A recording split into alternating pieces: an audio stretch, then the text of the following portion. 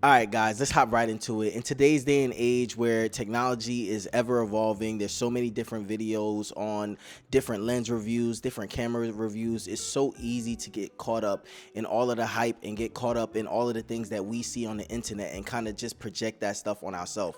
So last year I decided to take a step back because I felt like I was collecting a lot of gear that wasn't actually contributing to my work as a creative and just helping fuel my passion as a creative. So I decided to sell all my lenses because I had a lot of lenses that made it difficult for me to tell the kind of stories that I wanted to tell and to do the kind of work that I wanted to do. I just purchased these lenses because I saw so many different reviews, and I also saw so many different filmmakers have so many different lens options, and I just felt like I had to buy all this gear in order to create the kind of work that I would be happy with.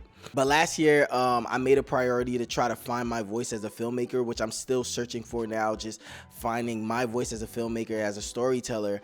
But within trying to do this inner work within myself, I found that I am the type of filmmaker that does not need a bunch of lenses in order to accomplish most of the jobs that I'm hired to do. So with that being said, I have accumulated 3 lenses that I am confident that I can go into any situation and shoot anything, whether it's content stuff, whether it's stuff for YouTube, whether it's client stuff, corporate, commercial, event. I take these lenses everywhere, and I've been able to take these lenses to so many different places and get amazing content with this stuff. So I just wanted to talk about all three of these lenses together and give you guys a quick overview.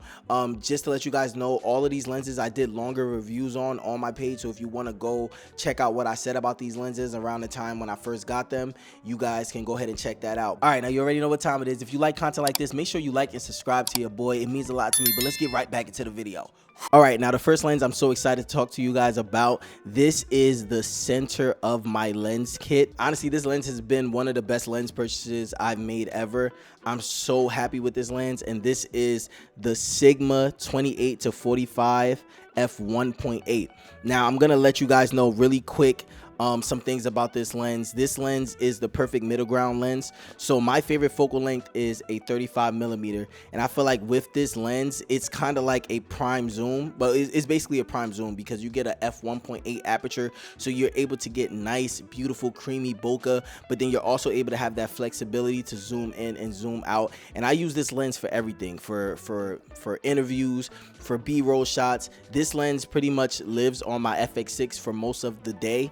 And I'm able to capture so many amazing things with this lens. If I had to choose one lens to go out and make a film on or shoot anything on, I would choose this lens. And I know a lot of people out there probably will feel like the focal range between 28 to 45 is very, very weird or strange. But for me, it's perfect because my favorite focal length is 35 millimeters. So for the most part, I'm at 35 millimeters, but when I want to get tighter, get closer to the subject, I could zoom into that 45 millimeters, which is pretty close to 50, and you get amazing bokeh, an amazing look. I'm gonna be dropping videos throughout this, and then I'm able to go out and get a wide at 28, which is definitely wide enough in most situations to get a lot. So this one lens covers a vast majority of gigs, and if someone was asking me what is one lens they should get as a filmmaker and they just got a full frame camera, I would recommend this 28 to 45 f1.8 10 times out of 10.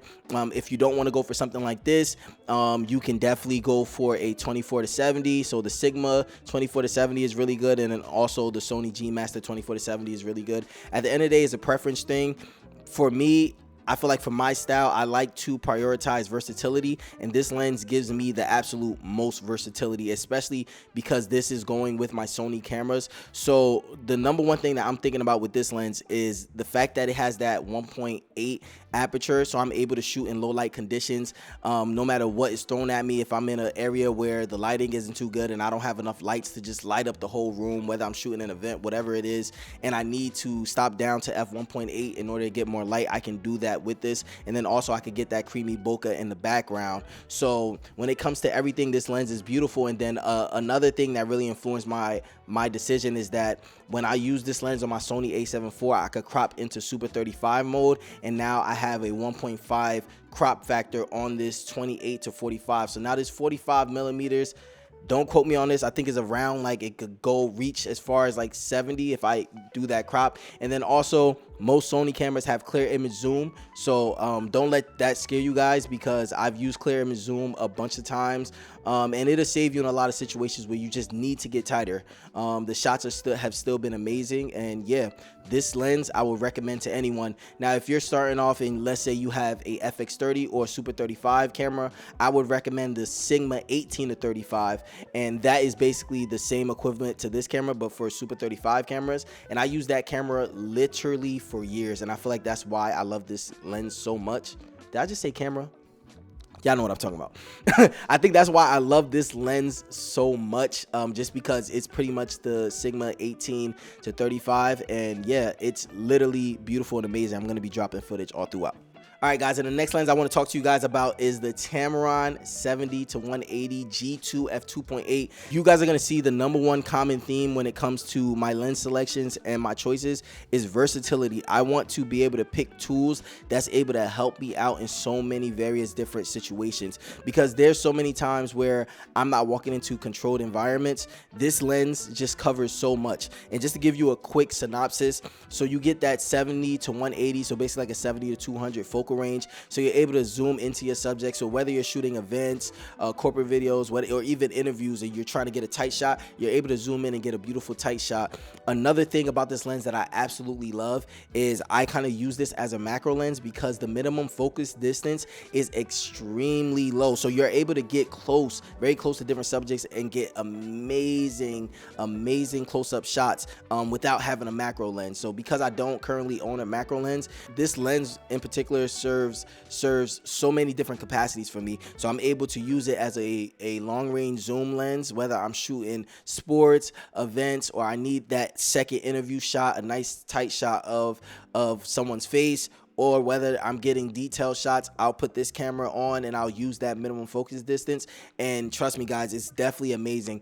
You guys will also see a common thing when it comes to these lenses. These are all budget friendly lenses. I'm not going after the highest end G Master lenses. Both of the lenses I just mentioned are around $1,000, and I know that's not extremely cheap, but you guys will see when it comes to lenses, that's very budget friendly. And because of all the versatility and everything these lenses do for you guys, it's definitely worth it. So that Tamron 70 to 180 has been an amazing purchase, something that's going to stay within my kit for a very long time, and I'm very happy with this purchase. Before I hop into my last lens, I'm going to say honestly, if you are someone and you have a camera already and you only have $2,000 and you're trying to get lenses to make videos on, I would suggest these two lenses first. Just get these two lenses, because you can pretty much shoot 95% of your work with just these two lenses. So you can use the 28 millimeters on the 28 to 45, and you can use that for your content, your talking head stuff like this. But in order to take things further, I decided to get one more lens, which this happens to be one of my favorite lenses. This is the Sony 20 millimeter f1.8 regular G lens, not G Master lens. And this lens is tack sharp, it's beautiful, it's wide. I love it so much because I use it for all my content stuff, all my talking head stuff, and then I also use it for establishing shots. I use it for a lot of gimbal work. This lens serves me in so many different places. Again, it has that 1.8 aperture, so whether I'm in low light situations, anything like that, the lens is perfect. Whether if I'm shooting weddings and it's reception time and people are dancing, this lens looks amazing for things like that. So if you want a lens for content, talking head stuff, this is definitely the lens to get. And then also this lens punches way beyond its weight, because yes, it's a 20 millimeter, but I mentioned on my Sony a7 IV I can go into APS-C mode, and then I'll have a 1.5 crop, so that 20 millimeter pretty much turns into a 30 millimeter, which is really very close to a 35 millimeter, which is literally perfect for getting wide shots plus mid-range shots. It's like a Swiss Army knife of a lens. So with these three lenses, I have so many different focal ranges that I could play with, just based off of being able to crop into APS-C mode and all these different things. And there's not one job that I get contacted for that I don't feel like I have the necessary equipment or lenses in order to cover that job. So I'm so excited about these 3 lenses, and I'm so happy that I made these purchases. I believe this lens, the Sony 20mm, I believe it costs around $600. So around $2,600, $2,500 if you find these on the aftermarket, on eBay, on Facebook Marketplace. You can get very, very good deals on all of this, and it'll cover you for years. Literally for years. These are clean optics, amazing quality, and I've personally used these on so many different projects. All right, and real quick before I let you guys go, I just want to talk real quick about why you don't need more. So I know I briefly spoke about this earlier in the video, but it's really so easy to get consumed with all of this gear talk, all of the content that's out on YouTube, which I love. I love to watch gear reviews. I love to just learn about new technology when it comes to filmmaking and how that can impact me as a creative. But I just want you guys to know that you guys do not need to go and hop and buy every single thing that you see out there, every single new release. And you also don't have to see these other filmmakers with so many different lenses and so many big built out rigs and all of this stuff, and you don't need to get discouraged and go out and just try to buy those things. A lot of the gear that I've owned, I've accumulated over years, so it took me 5 years to get to this point, and I still have friends that's been doing this for so long, and they have gear that you can't even imagine, but it took them a while to get to that point. So I just want to preach for you guys not to get caught up in FOMO, in fear of missing out, and just to take a video like this and take it for what it is. These are lenses that I feel like are perfect for me. They may not be perfect for you, but they can at least give you a base ground, a starting point. Pick out the things that you like, and the things that you don't like, that don't work for you, don't include them in your lens kit. So I hope that helps you guys out. I hope you guys don't make impulse decisions when it comes to buying lenses. And then lastly, I just wanted to say, so these are all my photography lenses, and I plan to use this for all of my clinical work. If I'm shooting jobs that just need a very, very clean look, if I really need autofocus, I will use these lenses. But I'm also in the process of buying cinema lenses. Finally, some decently nice cinema lenses. So I'm currently doing my research on that and trying to figure out which cinema lenses I want to get as my cinema lens set. And I'm going to start filming with those cinema lenses a lot more. But I am so happy that now I'm able to start to look for lenses with more character, because I pretty much got the basis down as far as my clinical lenses. I feel confident walking in and shooting anything with these lenses and knowing that I'm covered and knowing that I'm good. So with that being said, a little call to action. I want you guys to drop down your favorite lenses or what lenses you guys are rocking out inside the comment sections below. And then also let me know what you guys think about these lenses. If you guys ever used any of the lenses I mentioned, if you guys liked it or not. At the end of the day, I want this to be a space where we can openly and freely speak about anything without there being any judgment. So if you hated all these lens selections, gladly let me know. I will not take offense. And thank you guys for tuning in. Catch you guys in the next video. I'm out.